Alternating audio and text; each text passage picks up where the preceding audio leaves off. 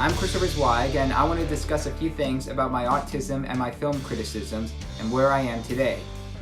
Now, about my autistic disabilities, I'm not dry or uncaring or mean or cold as portrayed in the movies and the shows and the books and the yada yada yada.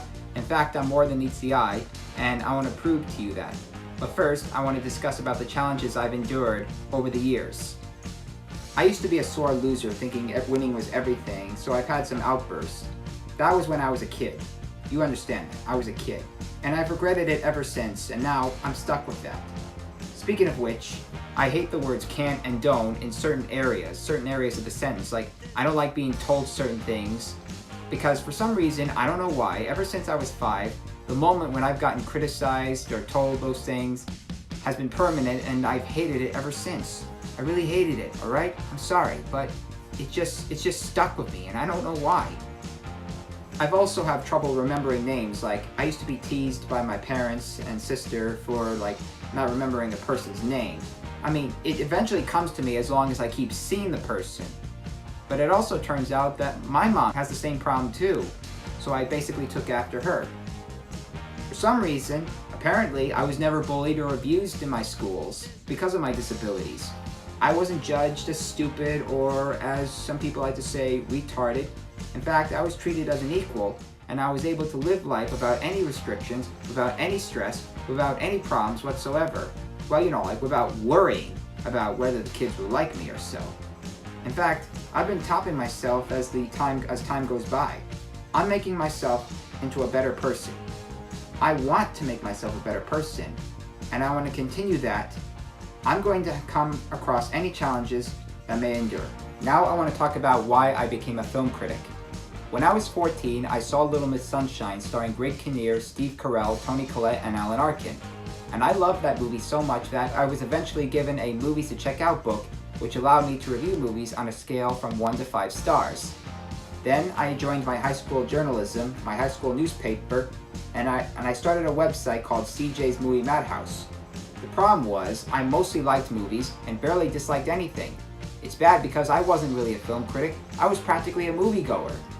But eventually, a couple years later, I was whipped into shape, and now I see things in a different light. I'm able to love, like, dislike, or hate movies depending on the choices the filmmakers make. Notice there's a difference in those 4 sayings. But really, my inspiration comes from the late Siskel and Ebert, whom on their shows showed me why they love or dislike movies, and they taught me new words like convoluted, which means complicated. I'm learning from the best. I just want to pick up where they left off. In 2017, I changed the name from CJ's Movie Madhouse to CJ at the Movies to make it more zippier, like Ebert and Roper at the Movies or At the Movies. It's a lot of fun, but it's also very challenging. I'm able to go to screenings, Q&As, and premieres, and I feel like a professional film critic. There are times when I have to deal with problems in the movies like, the same things or irritating moments, but it also has its benefits. I'm able to see new faces, learn some things, everything about the movies, everything about the actors. It's all about expanding my horizons. And my writing has improved quite considerably. I'm now able to explain things clearly about why I liked or disliked the movies. Being a film critic has its ups and downs, and I'm able to overcome any obstacle that might come across. What I hope for in my film criticism career. As a young man, I'm learning more about actors, movies, and film criticism, how it works, how it functions. You can't just start like that. You gotta keep working and working your way to the top. You gotta fight every obstacle that comes across, and that's exactly what I've been doing. I want people to recognize and read my work. I can be serious, funny, and honest at the same time. I'm able to explain things clearly, and I'm able to add some sly wit so they can get the jokes, they can get the references. I've also been invited to premieres, screenings, and celebrity conversations, thus making me feel like a professional film critic. Film criticism has its ups and downs.